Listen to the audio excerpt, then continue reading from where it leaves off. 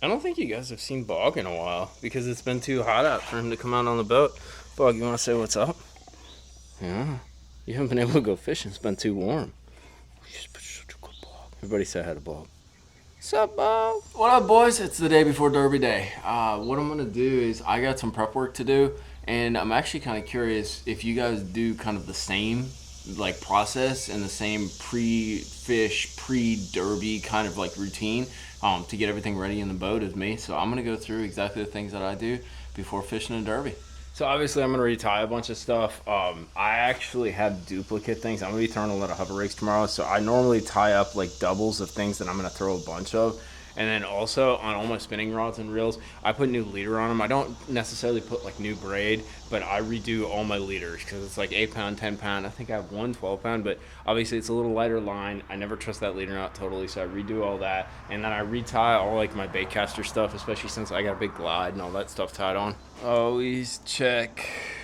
Got a Carolina rig tied on, and I always check that right where that juncture is. Sometimes it frays up, but like just basic retying. I tie up all my stuff, and then I got my backup rods back here. Worm, spook. I'm gonna probably flip a little later in the day, so I put my punching rods and all that stuff back here because first things first, I'm gonna go out and throw that glide bait. I'm gonna throw that chatterbait, throw that Carolina rig, and play around with those hover rigs. I froze, I think like, I don't know, like 20 bottles, like little water bottles of ice, just frozen water bottles, hard solid. And I'm going to probably end up using those in my live well. So basically I'll just throw one in like every hour just to keep, you don't want to like shock the fish, but you want to keep that water temp down. I got 4 bags of ice in there too that I take out of my refrigerator. So I'll fill up my cooler with all that stuff, fill it up with those ice bottles, and then I'm going to show you what else I got for the live well. So of course it's the summer derby. I'm obsessed with fish care. I keep a bunch of things in the boat. So the first thing is please release me. It's kind of like a blue powder. I don't even think this one's open yet. It's this blue powder that kind of turns your live well kind of like gooey green, like seafoam green, and it keeps like the slime coat on the fish. It calms them down.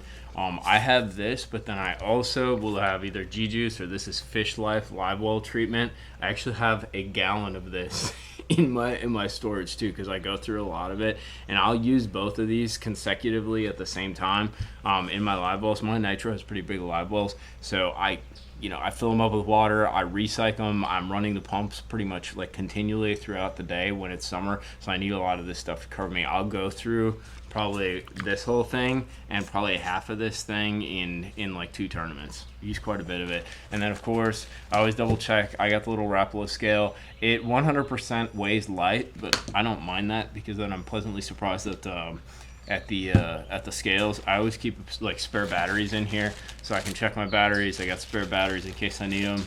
And then what I did too for my culling system, so these guys all have slots, right? Like 1, 2, 3, 4, 5, 6, 7. So if you jump up here and if you look inside my live well, I got all my little counters right here. So I got number 2, that'll go on fish number 2. And then this leads to another thing too. I keep these foam noodles. They float to the top when I actually fill my live wells up, and they keep the fish from like banging against basically the top when you're bumping around. I try to drive pretty calm when I'm fishing a derb with fish in the well, but it just protects them. And then I got those in both sides, and then I got my call tags. I'm gonna show you something, and don't judge me, because seriously, there is a rhyme and a fluency to my madness. So this might look like a mess to you right down here. This is my middle rod locker storage on my nitro. It's actually really organized. You can see I got my Bass Mafia bags, I got some Walmart containers, I got my Bass Mafia like storage containers, my terminal stuff. So obviously I went out and I pre-fished, got a feel for the fish in that. What I try to do is I want to be as efficient as possible and as fluent as possible. So there's some soft plastics. It's summer fishing. I'm gonna be throwing a lot of worms and soft style plastics. It's what we catch them all at this time of year. So what I did is I actually took these 2, white Walmart boxes. I have these other ones that are marked. So these are like drop baits, I got stick baits and stuff like that. These are the ones that I always carry with me. In this one, I got my medium full body swim baits in my Bass Mafia bag.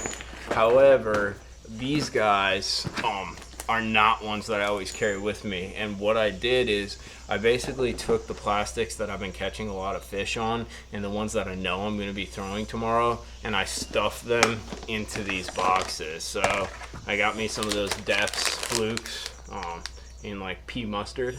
I think that's the actual name of the color. Not really.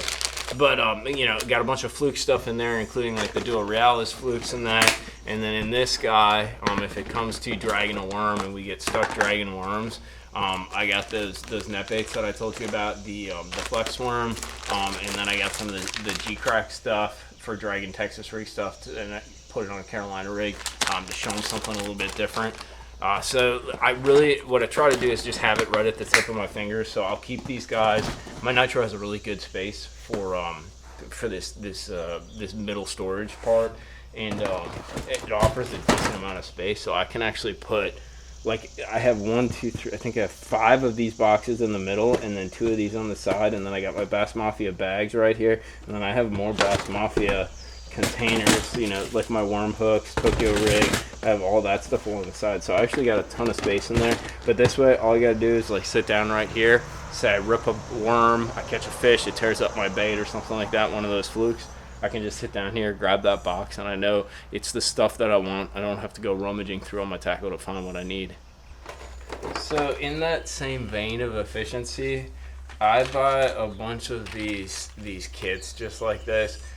These are the Monster Bass, like Texas rig and Carolina rig kit. I literally have a ton of them. I keep them in the boat because for me, so I'm catching a lot of fish on a Carolina rig and a Texas rig right now. For me, it makes it really easy to, like, it just happens. You break off a Carolina rig, right? It's the most annoying thing next to a drop shot to tie up. So it's just easier for me to have all those components just in this little kit. I can grab it and retie, or if I shred up my line or something like that and I need to retie, actually, the Carolina rig, it makes it 100% easier if it's just set up in a kit ready to go. So I obviously shoot video during the tournament. I'm going to set up a camera right here. This is my Tato mount. I put a GoPro right here and I actually run a power cable down. My nitro has a little like phone holder right down there, and I run a power pack right there. So I'll run a camera right here off a power pack, and then I got another Tato mount that screws into my seat post in the back, and I'll run that one. The reason I'm running 2 cameras, obviously 2 camera angles. The other thing I found is during the summer, it gets so hot that usually one of the cameras overheats, and then I can run the other one, and I kind of switch back and forth between one or the other. So I always try to have a camera running. It doesn't always work out perfect, and then it gets a good angle too if I throw a fish in a live well or if I want to get a picture of fish or something like that. So it's a pretty good system. I got them both running off of power packs because I'm always worried about having enough juice. I have a 31 size AGM battery in the back for cranking, but I'm always concerned about having enough juice to really run those live wells all day. So if I run those cameras off of a power pack, it just gives me peace of mind that I'm not taking further juice off that cranking battery when I'm running those live wells.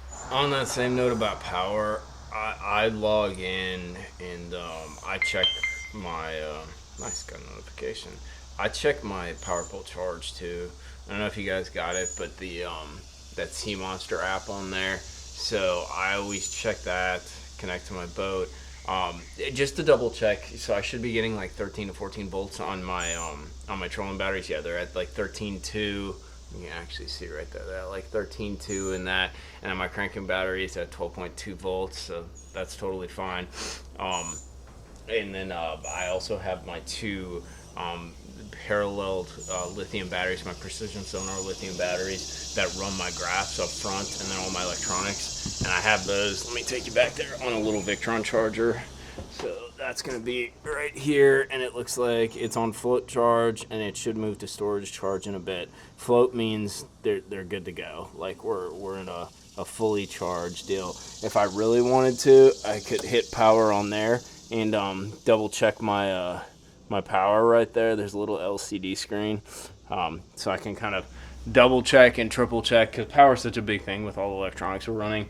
But I do like to double check at least to make sure I got enough juice, because juice is going to run me through the day. It's going to run my live wells, it's going to run my graphs and that, so I'm kind of anal about that. A couple other simple things that I just double check because I get so OCD about things. So I always clean my screens. I just get out like a soft cloth and I'll clean all my graph screens just so they're clear when I get there.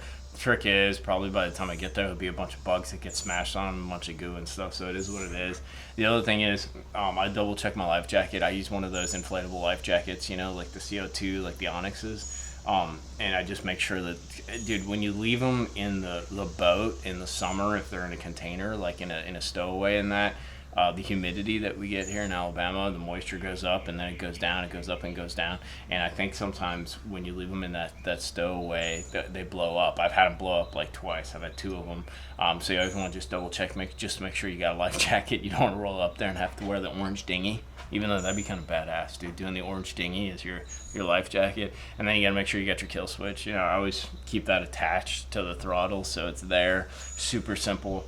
But that's kind of like my list, man. I make sure I get all that ice in the morning. Have a bunch of ice in the cooler along with those ice bottles.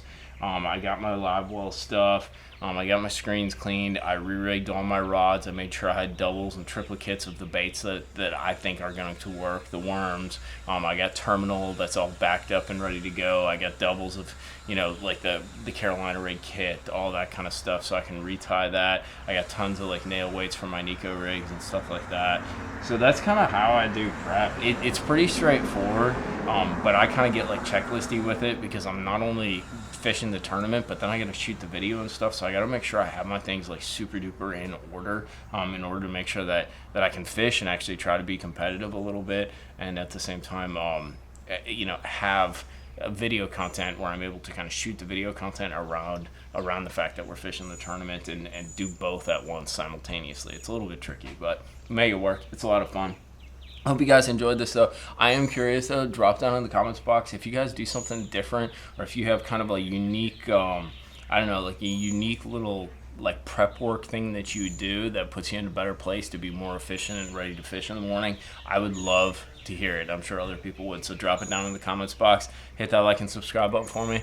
We'll see you post Derby. Hopefully we got a little trophy to show. All right.